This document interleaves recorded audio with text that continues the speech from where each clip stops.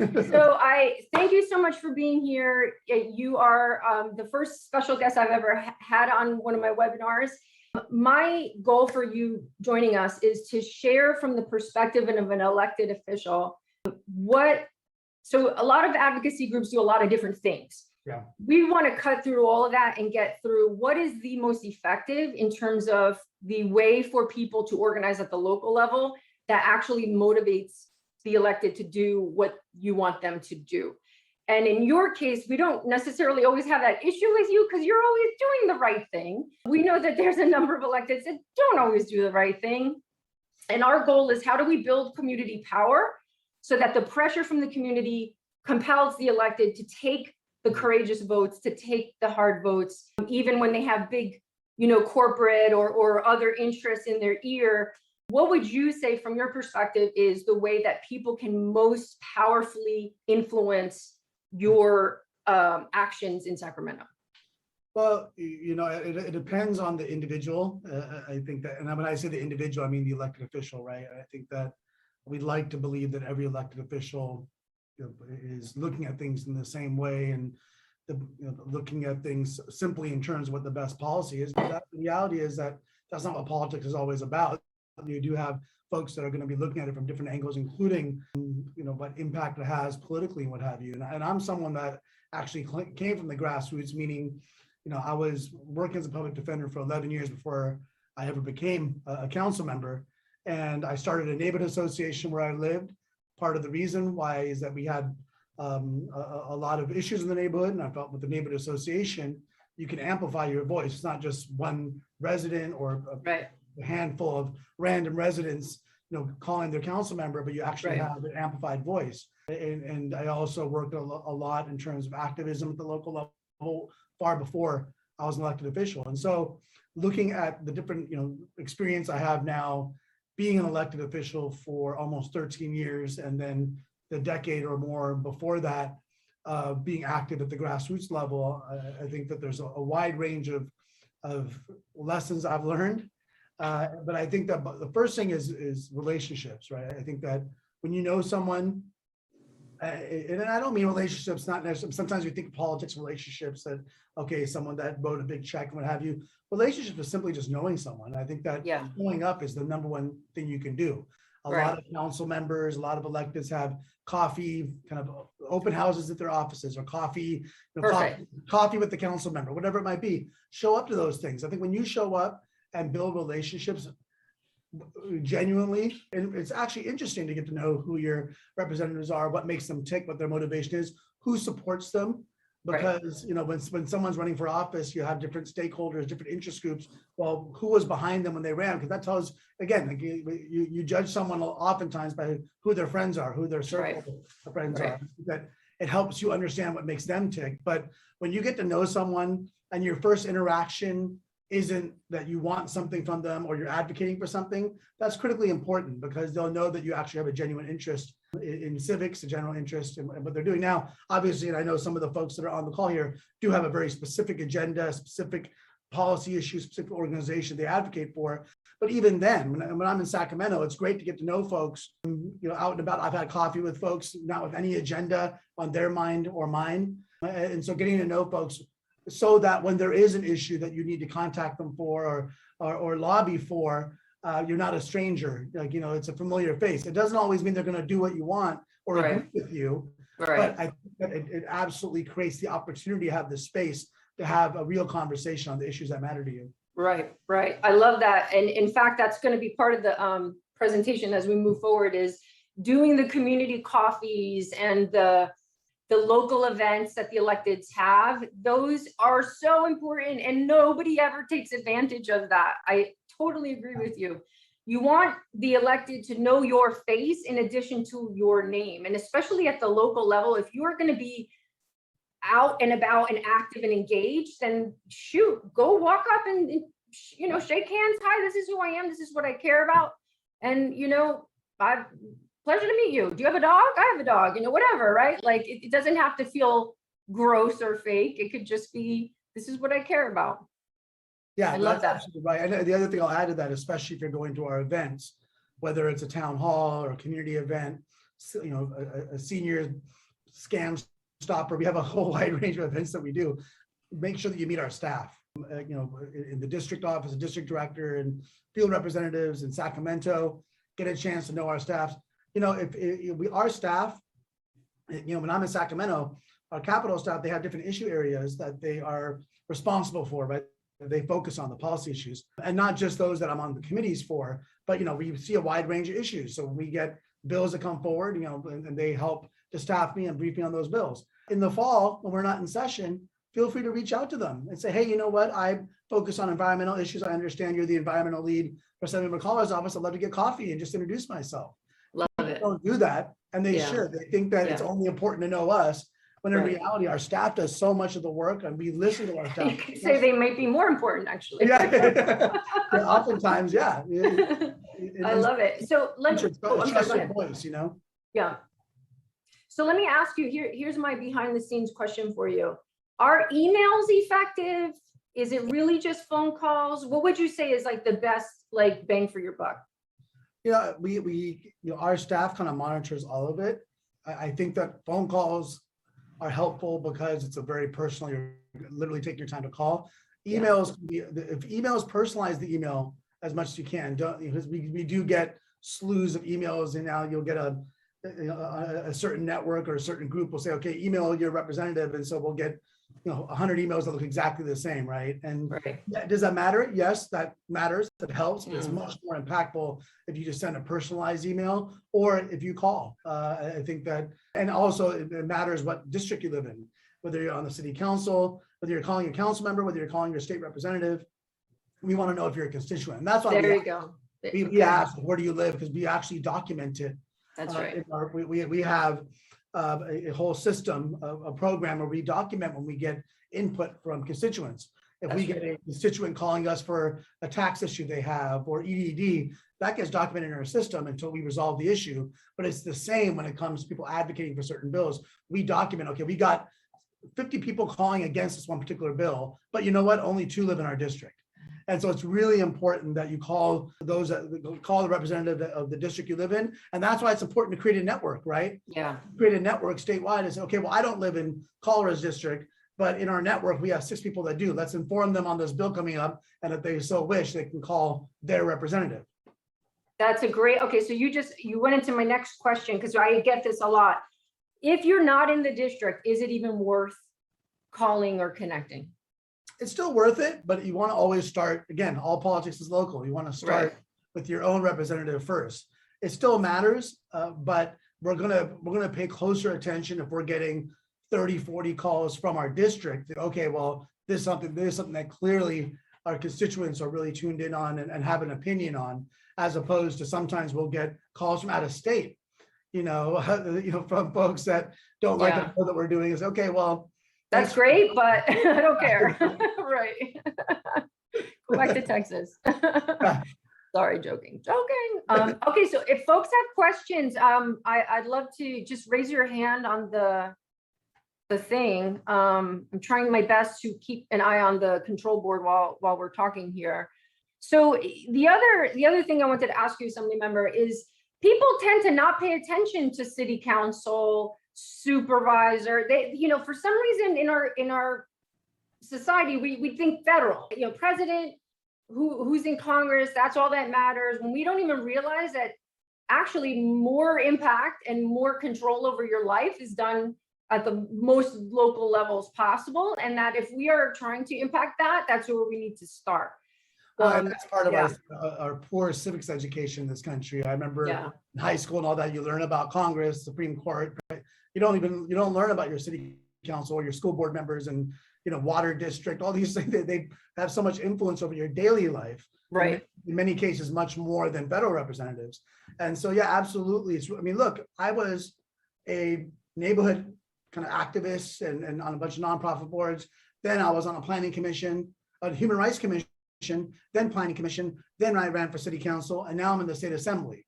Most of us in legislative seats, whether it's congressional or state, started somewhere, whether it's school board, whether it's a city commission. So remember that when you're looking at planning at your city council, and in San Jose, we have 10 city council members and the mayor. Well, there's a pretty good chance that one of them, not guaranteed, but a pretty good chance one of them may be in the state legislature someday, Right. or maybe in Congress someday. Right. Right. And so pay attention to that for the long, that's kind of the long view of it. The short view, the immediate view is that they're making decisions right now that matter on a wide range of issues. Right. And so you want to make sure you're electing the best representatives locally, because even at the state level, if we put down, legislation regarding housing, for example, affordable housing, we have a Democratic majority of the legislature that's very much pro affordable housing. We're trying to get funding down for that. But if you have a city that doesn't want to implement it, you're not going to get housing for, you're not going to get affordable housing in your city. I live in San Jose. The big cities in the Bay Area are building affordable housing, but a lot of the smaller jurisdictions aren't. And that is because who's being elected. That's right. That's right. And never mind things like redistricting. We have the I don't want to say luck, but we have an independent redistricting commission. We're one of, I think, maybe 2 states that even have that. In the other states, it's who the state officials are that determine the political districts. And that's why you get these really crazy gerrymandered districts. Absolutely. And, I would also, and I want to be super respectful of your time. One last question. In terms of getting involved with election type stuff, a lot of groups, as you know, don't have PACs. They don't have big financial dollars behind them. What they have is people power. And I think that the idea of getting involved in elections, like doing endorsements, candidate endorsements, it seems very intimidating and very like, we're too small potatoes for that. Yeah. I would say the opposite. I would say start creating infrastructure to vet candidates, especially at the local level. So you start putting your people in where you want them to be. Can you speak to that? Especially if you don't have the money, right? Like I'm one of 2 legislators out of 120 that does not accept corporate PAC money, which means that there's still a lot of money coming into our system from very large interests that have the money. But then you have groups like Sunrise Movement. Do you think elected officials want the endorsement of Sunrise Movement? Absolutely. Yeah. Right? And that's because it's created this grassroots movement that now has a power to that name. And that can absolutely be done at the local level. We have local groups that are very effective in San Jose, for example, other parts of California that are very effective at bringing folks together. They host town halls, candidate town halls, right? You can host a candidate forum, get together with 3, 4, 5 other groups and host candidate forums. And at the end of it, you all get together and say, this is going to be the candidate we support because they're aligned with our values. You don't think a local elected is going to want that stamp of approval? Absolutely. There are ways. It is intimidating, but at the end of the day, that's the only way that so many stakeholders and so many groups that are advocating for the community that are never going to match the money. Yeah. But they're going to be affected. I mean, if you even look at labor, labor certainly has resources, but they don't have the same resources, especially at the local level, that these large moneyed interests do. But what they do have is a brand. Like you want to have that, labor brand support in many cases. And they have the people and they're organized. Right. If you organize, Sunrise Movement does good. If you organize the people to do phone banks, to do walking, I'm telling you, I want that, especially if I'm running for city council. Right. I'm going to want a group that's going to say, hey, we're going to bring out, 10 people every weekend to knock on doors for you. I want that more than I want 10 checks. There you go. There you go. There's a lot of value in people power for sure. And the other piece of it coming out of labor, if you have people power and PAC power, yeah, that's power. That's how you move agendas. And what my personal goal, right? I want to see more Ash Kalras in the legislature. I want you to have more colleagues that don't take corporate, donations. I want to see, more political courage.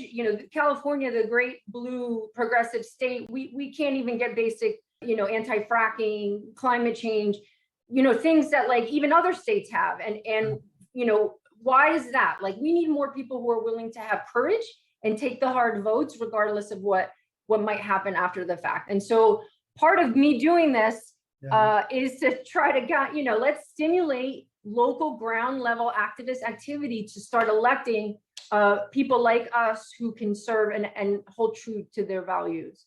And it's challenging. And I'll tell you, it's challenging because, first of all, like one thing I always tell folks, I didn't get elected to get reelected. I got elected to do what I believe is the right thing. And, I get threatened over my career. People are like, we're going to run someone against you. We're going to spend money against you. $6 million was spent against me when I ran for assembly. And so that's okay. I'd rather do it the right way and not win or lose Yeah. my reelection That's right. than compromise myself. But the reality is that there is a lot of fear based, and this, this is not even, I'm not even saying this as a criticism, but there's a lot of fear that's used to maintain the status quo, because it That's is right. scary to go out on a limb. It is scary to go out up against very powerful interests that have shown they can be successful in defeating incumbents. So, what we have to do is create the space for people to be courageous. Yes. And we're only going to do that if we show that we have a movement behind them. That's right. So don't worry, do the right thing. We've got your back.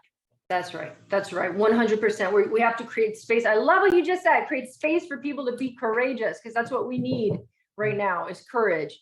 So before you go, do folks have any questions for the Assembly member?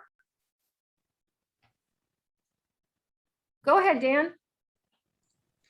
And good morning, Mr. Kalra. How are you? Dan Oakenfuss from CFILC. I am a Capitol alumni. I used to work for a number of legislators there while you were there.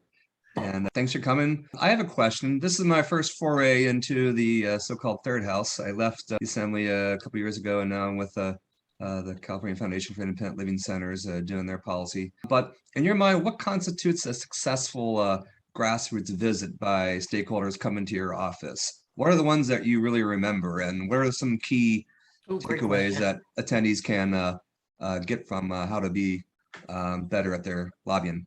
No, that's a great question. Great question. I try to have I try to say yes to as many meetings as I can personally with folks. So I've seen the whole range. And I know it's challenging, especially when you get members coming up to Sacramento advocating. It's a little bit harder for them to be off the cuff. But for folks like you that do have the experience, be very clear what you're asking for.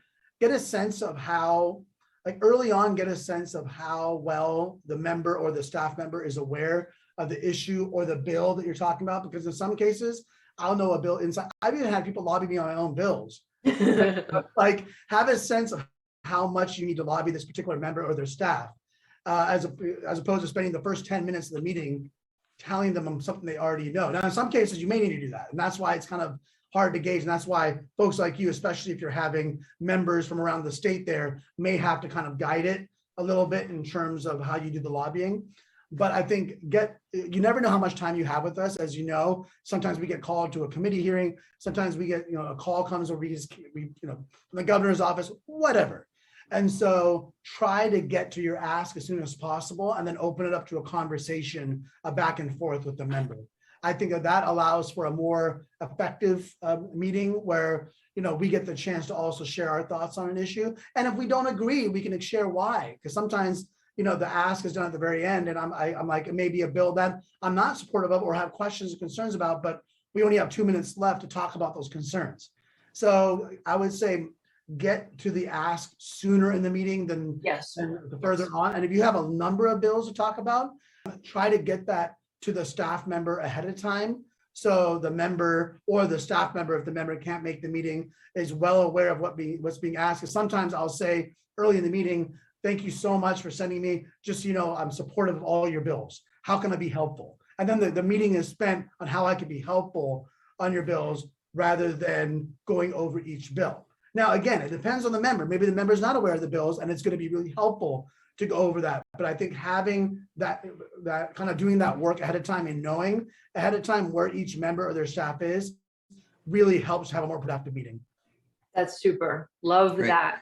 Thank you so much. Thank you, Dan. Super question. And Rosanna. Thank you so much, Assemblymember Kalra. Is it Kalra? Yes. Sorry about that. So I have a question about how to engage City Council, because locally, our City Council has made their top priority equity, diversity, and inclusion. However, we as a grassroots organization, when Vecino, want to hold them accountable for what that means citywide. Now, the school district has has addressed that with bullying, with racial profiling, and as well as the local city police. But we want, as stakeholders here in the city, to do something more, to expand the conversation more. And one of our ideas is to maybe do a town hall with either county or national leaders to engage just the citywide community about what that means. So we have a tentative appointment with the mayor of our city to talk about this, but I'm wondering, because of the political kind of tone to it, especially in our city, how would be the best way to talk about and tackle an issue like equity, diversity, and inclusion, and make it more educational versus political? That's a great question. And I love the fact that you mentioned diversity. Everyone loves throwing those buzzwords around, especially politicians. Yeah, we're about diversity and inclusion, but then they never actually talk about what that actually means when it comes to policy. Because policy that gets enacted is diversity, inclusion, equity in reality. Otherwise, it's just words. And so one of the things in San Jose, I think we have different groups that do a good job of actually, Silicon Valley Rising. We have PACT. PACT does a really good job of bringing folks together, and when I was in the council, they'd invite council members when they'd have an issue. It could be housing, it could be any other kind of issue. And they would talk about these issues. They'd break it down into work groups and all that. So if I went to the mayor of a city, I would say, okay, we're really happy that the city is embracing diversity, inclusion, equity. And so we would love to be able to have a town hall to actually engage the city on what that means. And we would love to have you there. It would mean so much to us. And so what I would, and they can decline, but that's, that I guess speaks to how much they actually believe it versus just say it. But I think if you have a group, an event where you bring the community together and actually have meaningful conversation, get a facilitator. And so it's not political. We're not saying we're supporting this issue or we're supporting this candidate, but rather it's like, we love our city and we want to talk about what these words mean to us as a city. And invite the mayor, invite the council members to be there. So we would love to have you be part of this dialogue, and you break it down and you have different tables, and you have a council member at one table, a mayor another, and talking to their constituents. And at the end of it, you say, okay, this is what we came out of this. This is what came out of this. And let's then, the key is to always do follow-up after that. And so make it less intimidating for an elected official to come to, saying, hey, we're not going to put you on the spot at this particular meeting. Maybe later on you will, when you have a better sense of what your asks are in terms of diversity and inclusion. But I would say that start with an inviting event where you bring the community together and have very meaningful dialogue on it. That's what what I've seen has been successful in San Jose. That's excellent. And I love what you just said about following up, especially if it's the first time you've had that conversation and you don't want to put them on the spot, but you clearly need to go back to them. You don't forget about it. And then you never, and then they're happy that you forgot and no one never, asked them to do anything.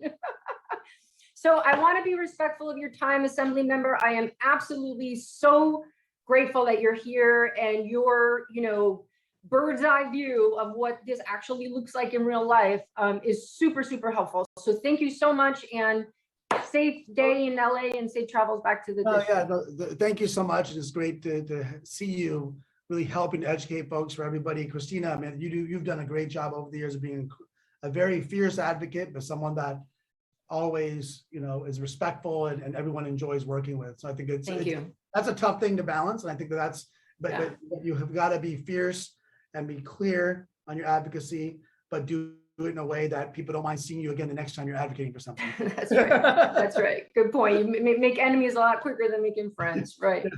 Thank you, sir. Have a good one.